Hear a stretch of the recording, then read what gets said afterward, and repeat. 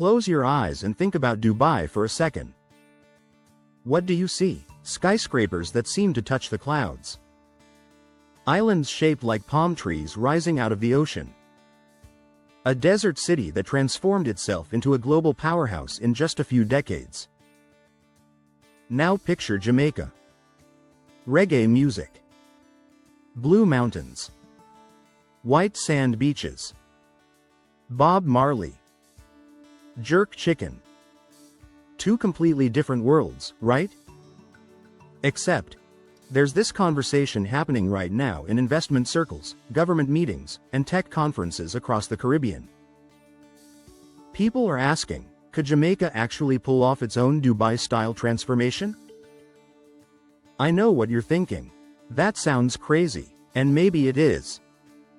But there's something real happening in Jamaica right now, something that's worth paying attention to. Today we're going to dig into what's actually going on. The infrastructure boom. The economic reforms. The tech revolution.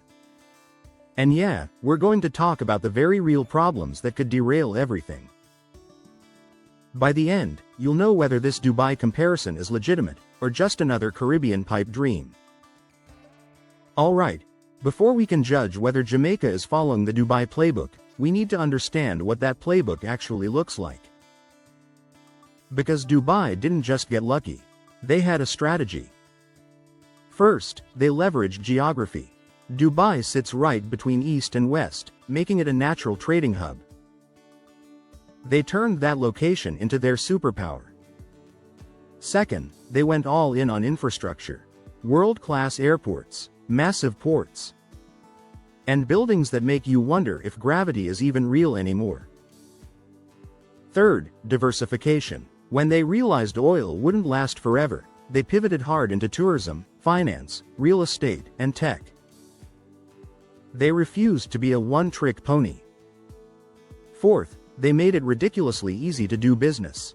Free zones, zero personal income tax, minimal red tape.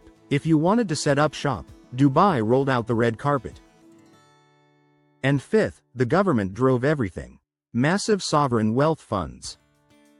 State-owned enterprises executing billion-dollar projects. When Dubai decides to do something, it gets done. Now here's the catch, and it's a big one. Dubai had unlimited oil money to fund all of this. And it's basically run like a corporation, not a democracy. Decisions get made at the top and boom, they happen. Jamaica? Jamaica's a democracy of 2.8 million people with zero oil reserves, trying to recover from decades of economic struggle. So, this isn't exactly a fair comparison. But that doesn't mean Jamaica can't write its own success story. Let's talk numbers, because this is where Jamaica's story gets interesting. Back in 2013, Jamaica was drowning in debt. We're talking 147% debt to GDP ratio. That's catastrophic. The country was trapped too much debt, not enough growth, and investors staying far away. Now flash forward to 2025. That debt ratio? Cut down to around 70%. And get this, Jamaica has run budget surpluses for 8 straight years. 8 years. When's the last time you heard about a Caribbean country doing that? Unemployment hit a historic low of 3.3%. Foreign reserves are at record highs. These aren't just numbers on a spreadsheet. This is the foundation that makes everything else possible. But Jamaica didn't stop at just fixing the books. They started building, actually building. The International Finance Corporation partnered with Jamaica to deliver around $2 billion worth of infrastructure through public-private partnerships. This isn't government promising pie in the sky. This is real money, real projects, real construction happening right now. Take the Montego Bay Perimeter Road. It's a $274 million project, and it's already 60% done. This isn't some announcement at a press conference. You can literally drive on parts of it today. The Southern Coastal Highway? 95% complete. Connecting the entire southern coast in a way that's never existed before. Then there's the Spark project, $45 billion, upgrading 126 roads and water systems. The deadline? March 2025. They're actually hitting these targets. And here's the ambitious one, the Vernon Field project. They're taking a former army base and transforming it into an aerotropolis, an international air cargo and logistics hub. If this works, it could bring in over $28 billion in investment. Between 2016 and 2025, over 37,000 building applications representing nearly $1.7 trillion in investment got approved. The approval rate has never dropped below 84%. Industrial applications jumped 167%. Large resort applications up 11%. The construction sector now employs about 141,000 people and contributes 7.6% to GDP. Look, I get it. These numbers can feel abstract. But here's what they mean in real terms. Jamaica is actually building the bones of a modern economy. Now, if infrastructure is the skeleton, tourism is the heart pumping money through Jamaica's economy. And this part? This part is absolutely crushing it. Jamaica's expecting 4.5 million visitors in 2025. That's 3.1 million people actually staying on the island, plus 1.4 million cruise passengers. Tourism earnings already topped $4.2 billion in 2023, up almost 18% from the year before. But here's what really matters: access. Jamaica now has direct flights to over 55 international cities. Just for the 2024-2025 winter season, they added 178,000 new airline seats. That's 74,000 from the US and 78,000 from Canada. They're even in talks with Emirates Airlines about connecting the Middle East to the Caribbean through Jamaica. Think about that for a second. Emirates doesn't just fly anywhere. And they're not just bringing people in, they're professionalizing the industry. Over 20,000 workers certified through the Jamaica Center for Tourism Innovation. They even set up a tourism workers' pension scheme so people in the industry can actually retire with dignity. The pipeline looks crazy: 20,000 new hotel rooms projected over the next decade or so. 2,000 rooms opened in 2024 alone. The Princess Grand Jamaica brought 1,000 rooms. The Riu Palace Aquarelle added 753 rooms. The Unico Hotel in Montego Bay opened with 450 rooms. Tourism in Jamaica isn't some future promise. It's working right now. The infrastructure is getting built. Money is flowing in.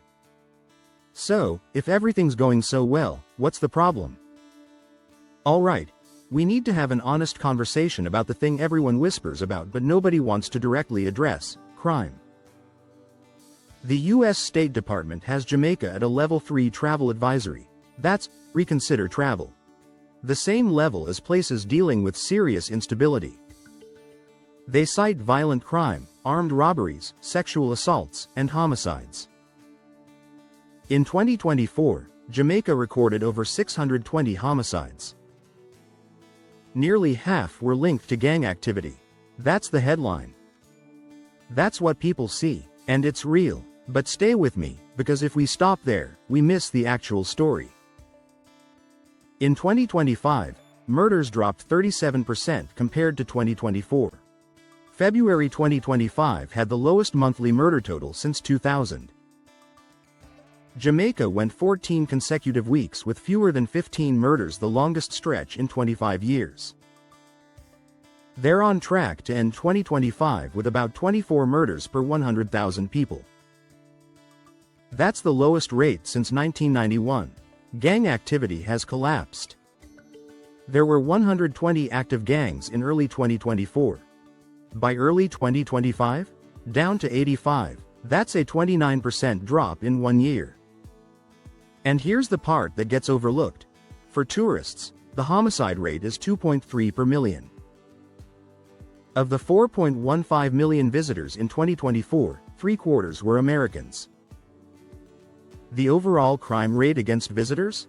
Just 26 per million. The reality is more complicated than the headlines.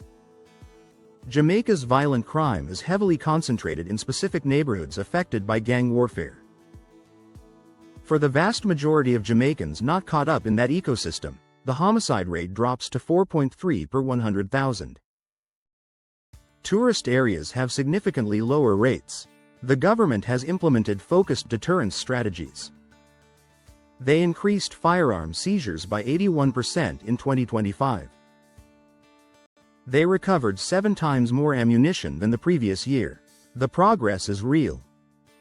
The numbers prove it, but here's the brutal truth. Perception is reality in international business. It doesn't matter how safe you actually are if investors think you're dangerous. Can Jamaica become a regional financial hub if businesspeople believe it's too risky? Can it attract the global talent pool that Dubai tapped into? The Jamaican government argues the U.S. travel advisory is outdated and doesn't reflect current conditions. They might be right, but until that advisory changes, they're fighting an uphill battle. Now let's talk about the most unexpected part of this whole story. Jamaica wants to become the Silicon Valley of the Caribbean. I know. It sounds absurd, but hold on.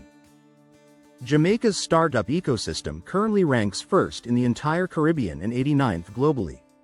2 years ago, they were 92nd. They jumped Morocco, a country with 37 million people compared to Jamaica's 2.8 million. The island now has over 40 high-tech startups, each raising an average of $2.17 million. Let's talk about actual companies. Link is Jamaica's leading digital wallet, changing how people in the Caribbean handle money. JASMEF is an impact fund backed by the World Bank supporting small businesses. Doorstep is an on-demand delivery platform that just got funding from a $50 million Caribbean venture capital fund. These aren't concepts. These are functioning companies with real users. The government put $1.1 billion into the BIGEE project that's boosting innovation, growth and entrepreneurship ecosystems to support startups and small businesses. The Heart NSTA Coding Academy is training thousands of young Jamaicans in software development. And check this out. The Jamaica Stock Exchange has over $1.8 trillion in market capitalization as of mid-2025. That makes it the Caribbean's premier exchange. The business process outsourcing industry has exploded. Jamaica's English-speaking workforce and competitive labor costs made it the top outsourcing destination in the Caribbean.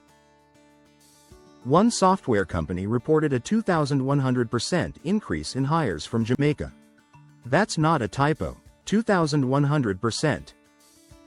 The Jamaica Tech Summit is happening in November 2025 in Kingston, with over 100 global speakers focused on building Jamaica's digital future. Look, this isn't Silicon Valley yet. Not even close. But it's real. Real companies, real jobs, real money. The ecosystem is young, but it's actually growing. And for a small island nation, that's remarkable. Alright, let's cut through the hype and do an honest comparison. How does Jamaica really stack up against Dubai? Geographic strategy? Actually pretty similar. Dubai positioned itself between East and West. Jamaica's positioning itself as a Caribbean logistics hub with access to the Panama Canal and North American markets. That part works. Infrastructure investment? Totally different scales. Dubai built the tallest building in the world and created islands from scratch. Jamaica's building roads and upgrading ports. But relative to the size of their economy, the ambition is comparable. Tourism? Both are major destinations. Dubai attracts people through spectacle and luxury. Jamaica draws people through natural beauty and culture. Different approaches, both successful. Business environment? Here's where it diverges. Dubai has zero personal income tax and almost no regulations. Jamaica has a 28% corporate tax, but they've created special economic zones with incentives. As of March 2025, they have 202 approved SEZ locations. Not the same, but moving in that direction. Tech ambition? Dubai has massive AI investments and headquarters for global tech giants. Jamaica is still building the foundation. But again, the startup ecosystem is legitimately growing. Government capacity? This is the elephant in the room. Dubai operates with authoritarian efficiency. When they decide something, it happens immediately. Jamaica is a full democracy with all the debates, checks, and delays that come with that. That's not a criticism, it's just reality. Financial resources? Massive gap. Dubai had oil wealth and sovereign funds to fuel everything. Jamaica is working with international partnerships, public-private deals, and limited government funds while still managing debt. So here's the truth. Jamaica isn't becoming Dubai. It can't be Dubai. It doesn't have the resources, the governance structure, or the geopolitical position. But you know what? Maybe that's the wrong question entirely. Maybe we should stop asking, is Jamaica becoming Dubai? And start asking, is Jamaica building something sustainable for the Caribbean? And that question has a much more interesting answer. What's Jamaica doing right? The fiscal discipline is real. 8 consecutive years of budget surpluses. Debt cut in half. That's not PR spin, that's documented fact that creates genuine investor confidence. The partnerships are strategic. That $2 billion IFC deal, Caribbean Development Bank support, World Bank funding. Jamaica is maximizing every available resource. Tourism excellence is proven. 4.5 million visitors projected for 2025. Direct flights to 55+ cities. This isn't theoretical, it's working right now. Crime reduction is showing progress. That 37% drop in murders isn't a fluke, it's been sustained across multiple quarters. If this trend continues, the perception problem shrinks significantly. The tech ecosystem is growing. Real startups, real funding, real ranking improvements. This takes years to build, but the trajectory looks promising. And here's something that gets overlooked: democratic stability. Jamaica is maintaining democracy and civil liberties while transforming. That's actually valuable in the long term. But what stands in the way? Crime perception remains the biggest barrier. Until the US removes that Level 3 advisory, major institutional investors will stay cautious. Scale is a real limitation. Jamaica has 2.8 million people. It will never have Dubai's scale or resources.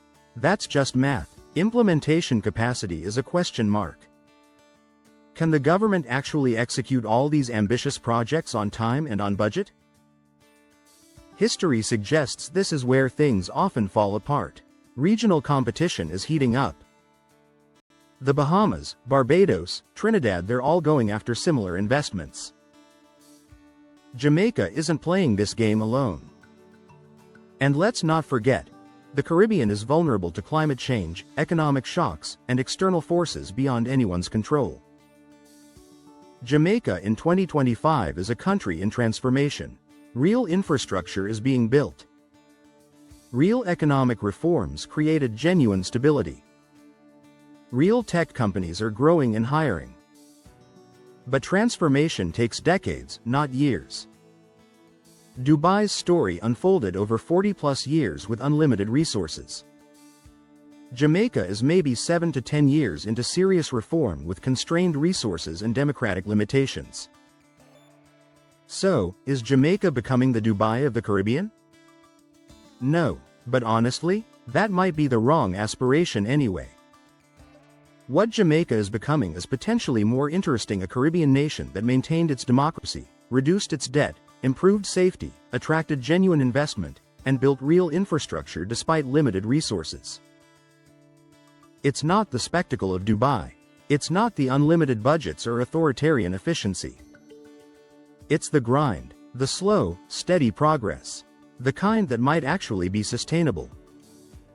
The dream isn't that Jamaica becomes something it's not.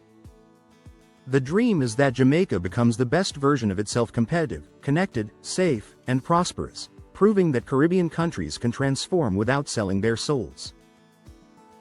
That's a dream worth pursuing.